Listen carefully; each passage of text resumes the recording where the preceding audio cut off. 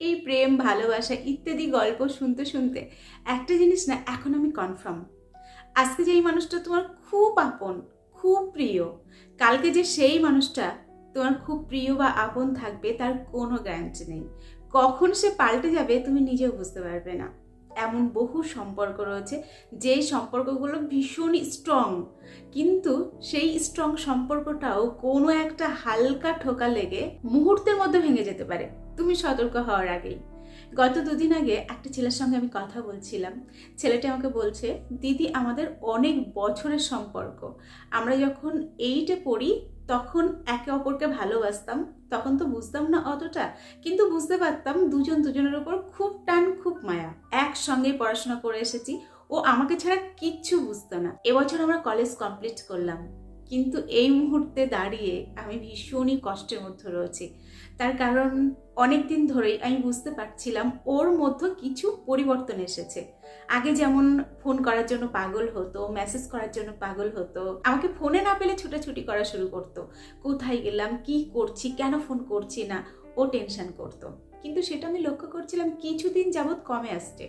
তো ওটা নিয়ে আমি মাঝে মাঝে বলতাম, কেন তুমি আগের মতো আমাকে আর ফোন করতে চাও না, আমি ফোন করলে ভালো করে কথা বলতে চাও না, এটা কেন? এড়িয়ে যেত, এটা বলতো এই ব্যস্ততা, সেই ব্যস্ততা, এই প্রবলেম, ওই প্রবলেম, ইত্যাদি ইত্যাদি ইত্যাদি। পরবর্তীতে আমি বুঝতে পারলাম ও কারোর প্রেমে পড়েছে।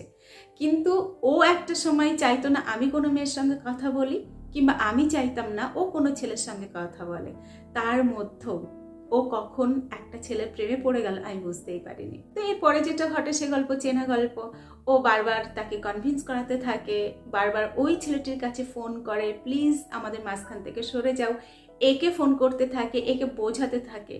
এমনকি লাস্ট কলেজে গিয়ে সবার সামনে পাই পর্যন্ত পড়ে, প্লিজ আমার কষ্ট হচ্ছে, ফিরাই, তুই আমার সাথে এরকম করিস না, আমি মরে যাব, আমার দম আটকে আসছে। কিন্তু কে শুনবে কার কথা? ওই সময় তো ওর একজন নতুন মানুষ লাইফে এসেছে, তার নতুন নতুন কথা, নতুন নতুন তার ভাবনা, নতুন নতুন তার ইচ্ছা, অনেক কিছুর সঙ্গে ও কিন্তু এই মুহূর্তে ইনভলভ। তো এই পুরনো কথাগুলো জাস্ট ওর কাছে অসহ্য বলে মনে হবে। এটাই কিন্তু ঘটেছে। ওকে বারবার ইগনোর করছে, এ বারবার তার কাছে ফিরে যাচ্ছে। এরপরে আমার সঙ্গে যখন কথা বলছে আমি ওকে বারবার বোঝানোর চেষ্টা করছি যে এই মুহূর্তে তোমাকে স্টপ হতে হবে। ও সেই সবার মতো একই ভাবছে, তোমরা প্রত্যেকে যেটা ভাবো, আমি যদি স্টপ হয়ে যাই তাহলে তো ওর লাইফ থেকে পুরোপুরি সরে যাওয়া হয়ে যাবে, ও তো আমাকে এমনিতেই ভুলে যাবে। কিন্তু ও বুঝতে পারছে না, তুমি থাকলে বরঞ্চ ও তোমাকে যত দেখবে তত তোমার প্রতি রাগ হবে, বিরক্তি আসবে, তত তোমাকে অসহ্য বলে মনে হবে। এটা ওর মাথাতে ঢুকছেই না। আমি এটা লক্ষ্য করি কারোর মাথাতেই ঢোকে না এটা। তো যাই হোক, এর বিপরীত একটা কাহিনী তোমাদের সঙ্গে শেয়ার করব। এই গল্প আমি অনেকবার বলেছি, প্রথম যে গল্পটা বললাম, কিন্তু দ্বিতীয় গল্পটা একটু ভিন্ন। দ্বিতীয় কাহিনী থেকে তোমরা বুঝে যাবে আসলে তোমরা যেটা করো সেটাতে কোনো কাজ দেয় না। একমাত্র যদি তুমি সরে দাঁড়াও তাহলেই সে কিন্তু আবার তোমাকে নক করবে, করবেই করবে। আমি বহু ভিডিওতে গ্যারান্টি সহকারে বলেছি সে আবারও একবার হলেও তোমার সঙ্গে যোগাযোগ করবে। এবং আজকেও আমি 100% গ্যারান্টি দিয়ে বলছি, তুমি যদি পুরোপুরি স্টপ হয়ে যেতে পারো তাহলে তাকে ফিরতেই হবে, একবার হলেও তোমার সঙ্গে যোগাযোগ তাকে করতেই হবে। কিন্তু পুরোপুরি স্টপ এবং নিজেকে কোনো দুঃখী মানুষ রূপে কিন্তু তার সামনে তুলে ধরবে না। মানে তোমাদের মনে হয় যে আমাকে তো ব্লক করে রেখেছে, আমাকে ও ফলো করছে না, কিন্তু ভুল ধারণা, ফলো কিন্তু সে করবে। তোমাকে কি করতে হবে? পজিটিভ স্ট্যাটাস দিতে হবে, পজিটিভনেস কিন্তু রাখতে হবে, তারপরেই কিন্তু তার মনে খটকা লাগবে এবং সে অন্য সম্পর্কে যাওয়ার পরও তোমাকে একবার নক করবেই করবে। তো চলো দ্বিতীয় কাহিনীটা জেনে নিই। এই দ্বিতীয় কাহিনীটা অন্য সকলের থেকে একটু ভিন্ন। একটি মেয়ে আমার সঙ্গে আজ থেকে 2 বছর আগে যোগাযোগ করে। ও তখন প্রচণ্ড পরিমাণে মানসিকভাবে ভেঙে পড়েছিল, এখনও সেই একই অবস্থাতেই রয়েছে, কেন রয়েছে সেটা পরে বলছি। তো যাই হোক, ও যখন আমার সঙ্গে যোগাযোগ করে তখন আমি ওকে বারংবার বলেছিলাম, তোমাদের সবাইকে যেটা বলি যে স্টপ হয়ে যাও, তুমি দেখতে পাচ্ছ মানুষটি তোমাকে বারবার ইগনোর করছে, তাহলে কিন্তু ওখান থেকে তোমাকে সরতেই হবে। কিন্তু ওই যে ওই কাজটা ও কিছুতেই করতে পারছিল না। আসলে ওদের সম্পর্কটা যখন শুরু হয় প্রথম 6 মাস কিন্তু ওকে খুব বেশি কেয়ার করতো, ওকে খুব বেশি ভালোবাসতো, সময় দিত, ওর কথা ভাবতো, প্রেম নিয়ে আলোচনা করতো, যেটা সবার ক্ষেত্রে হয়, এটা কিন্তু করেছে। 6 মাস পর থেকেই মানুষটার মধ্যে কিন্তু পরিবর্তন আসতে শুরু করে এবং কিছু কিছু সময় ওকে এতটা ইগনোর করে যে ও বসে বসে কান্না করে। তো আমার সঙ্গে যখন প্রবলেমটা নিয়ে কথা বলছিল তখন না আমি এটা বুঝতে পেরেছিলাম, দীর্ঘদিন যখন ওর কথা শুনছি, ছেলেটার কথা শুনছি, তখন এটা আমি খুব ভালোভাবে বুঝতে পেরেছিলাম ছেলেটার মুড সুইং করে। ও একটা জায়গায় খুব বেশি দিন থাকতে পারে না, মানে একটা সুন্দর মন নিয়ে অনেকটা সময় থাকবে, হাসি খুশি মন নিয়ে অনেকটা সময় থাকবে, এটাও পারে না। এই দেখছো ভীষণ রোমান্টিক, পরক্ষণে দেখছো একজন রুড মানুষ, পুরোপুরি চেঞ্জ। তো এইভাবে মেয়েটি কিন্তু ওকে নিয়ে চলতো, ওকে যত ইগনোরই করুক না কেন, একবার যদি ডাকে ও কিন্তু ঠিক ওর কাছে চলে যাবে, আবার সমস্ত কিছু ঠিকঠাক করে নেবে, কয়েক ঘন্টা ভালো থাকবে, আবার ওকে কষ্ট দেবে, আবার ছেলেটা পুরোপুরি কয়েকটা দিনের জন্য ভ্যানিশ হয়ে যাবে। এটাই কিন্তু ওর লাইফে ঘটছিল। এবং ছেলেটি শুধু যে এর সঙ্গে সম্পর্কে রয়েছে তা কিন্তু নয়, ও বিভিন্ন মেয়েদের সঙ্গে ফ্ল্যাট করতে পছন্দ করে, এটা কিন্তু এ জানে, তবুও সেটা জেনে শুনে মেনে নিয়ে এইভাবেই ও চলছিল। কারণ ওই যে বললাম, ও ছাড়তে পারবে না বলেই দিয়েছে, যাই হয়ে যাক আমি ছাড়তে পারবো না। তো লাস্ট যেটা ঘটেছে এই বছর, মেয়েটির সঙ্গে কিন্তু আমার খুব ভালো রিলেশন, ওর সঙ্গে আমি একদম পুরো অন্য মুডে কথা বলি, কেবলমাত্র ওর সঙ্গে আমি পুরোপুরি বন্ধুর মতো মিশি, এমন কিছু কিছু কথা হয় যেটা বন্ধুদের মধ্যে হয়, অন্য কারোর সঙ্গে কিন্তু আমার ওরকম কথা হয় না।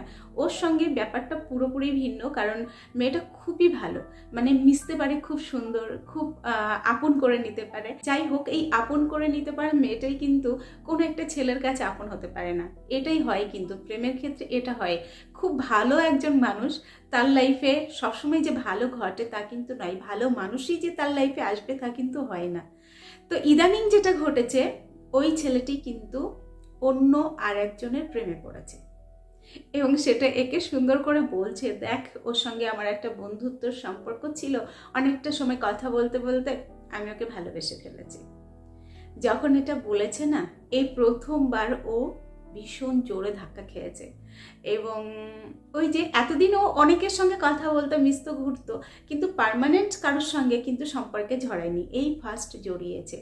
তখন এই মেয়েটি আমার সঙ্গে সবটা শেয়ার করে এবং প্রচণ্ড কান্নাকাটি করছে। তো এবার আমি ওকে বলেছি যে এইবার আমি যেটা বলবো সেটা যদি তুমি শুনতে পারো তাহলে কিন্তু একটা পজিটিভ কিছু আসলেও আসতে পারে। তবে আমি শিওর নই, কারণ যেহেতু ওই যে বললাম ওর মুড সুইং করে, কি চাই কি চাই না ও নিজেও জানে না। তবু এর যদি কোনো সমাধান বার করতে হয় তাহলে কিন্তু স্টপ হয়ে যেতে হবে। কোনো রকম তার কাছে মেসেজ করা যাবে না, কল করা যাবে না, কোনো রকম তুমি যে আছো এটা জানানোই যাবে না। আমি না ওকে এটা এই কারণেই বলেছিলাম, আমি জানতাম যে ছেলেটা না ফিরলেও ফিরতে পারে, কারণ ও অন্য টাইপের একটা ছেলে, কিন্তু আমি চাইছিলাম মেয়েটা যাতে একটুখানি মানে ওর থেকে দূরে চলে আসে, কারণ এরকম ছেলের সঙ্গে থাকলে না ওর লাইফটা পুরো নষ্ট হয়ে যাবে, শেষ হয়ে যাবে। এটাই কিন্তু আমার মেন উদ্দেশ্য ছিল, ওকে ওখান থেকে বার করা।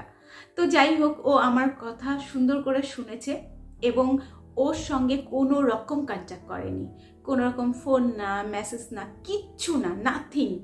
15টা দিন আমার কথা মতো চলেছে।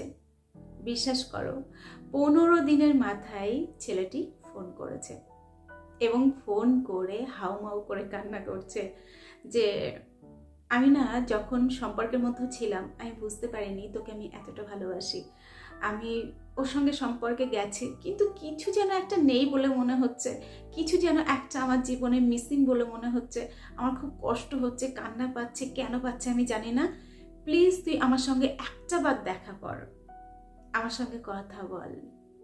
তো দেখো পরবর্তীতে কি হবে জানি না, কিন্তু এরকম একজন মুড সুইং মানুষ, নিজের মর্জি মতো চলা মানুষও কিন্তু ব্যাকে এসেছে। তার কারণ ওই যে আমি তোমাদেরকে বলি, তুমি যে তাকে কতটা ভালোবাসতে, তুমি একটা মানুষের সঙ্গে সম্পর্কে ছিলে, তার সঙ্গে অনেক অনুভূতির আদান প্রদান হয়েছে, অনেক ভালো ভালো মুহূর্তও কিন্তু গেছে, তো কিছু না কিছু স্মৃতি তার মনের মধ্যেও রয়েছে। যখন তুমি একদম পুরোপুরি তার লাইফ থেকে আউট হয়ে যাবে তখন ওই স্মৃতিগুলো তাকেও একবার হলেও কাঁদাবে, কিন্তু একবার হলেও তার মনে হবে যে ইস, মানুষটাকে আমি কষ্ট দিয়ে ফেলেছি, মানুষটার সঙ্গে আমি অন্যায় করে ফেলেছি, তাকে কাঁদিয়ে ফেলেছি, আঘাত দিয়ে ফেলেছি, এটা কিন্তু একবার হলেও মনে হবে। দেখো, এখানে আরও একটি কথা কিন্তু আমি বলে রাখবো, সেটা হলো কিছু কিছু সম্পর্ক ব্যতিক্রমী সম্পর্ক থাকে। এমন অনেক সম্পর্ক দেখেছি যে মানুষগুলি হয়তো ছেড়ে চলে গেছে, পরবর্তীতে তার খারাপ লেগেছে, কষ্ট হয়েছে, কিন্তু সে আর কখনো বলতে পারেনি বা ব্যাকে আসেনি। অনেকে কিন্তু লজ্জার খাতিরে ব্যাকে আসতে পারে না, হয়তো যে সম্পর্কে গিয়েছিল সেখানে ভালো নেই, কিন্তু এটা ভাবে যে ওর সঙ্গে আমি যে অন্যায়টা করেছি এখন এই পর্যায়ে এসে কি করে ওর লাইফে ফিরে যাব, এটা কিন্তু অনেকেই ভাবে এবং কখনো হয়তো আসে না। তবে কোনো না কোনো সময় তোমাকে জানাবে যে সরি, আমি তোর সঙ্গে ভুল করেছিলাম। এটা কিন্তু আজকে না বললেও কোনো না কোনো দিন তাকে বলতে হবে। তবে তখনই সে বলবে যখন সে ছেড়ে যাওয়ার পর তুমি তার লাইফ থেকে পুরোপুরি নিঃশব্দে সরে আসবে।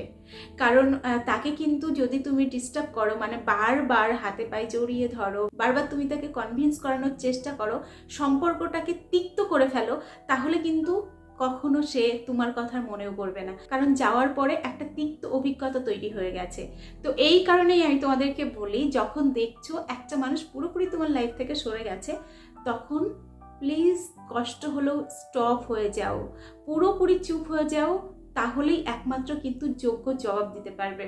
আদারওয়াইজ এখানে আর কোনো কিছু কাজ দেয় না। তো যাই হোক, আশা করি তোমরা বিষয়টা বুঝতে পেরেছো।